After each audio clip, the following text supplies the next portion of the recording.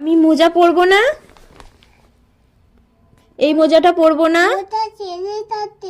মোজা ছিঁড়ে গেছে। তুমি আমাকে কিনে এনে দেবা? কে কিনে এনে দেবে? মাম্মি কিনে দেবে মোজা? এটা ছিঁড়ে গেছে, আমি এটাই পরবো, আমাকে পরিয়ে দাও। কখন পরবো?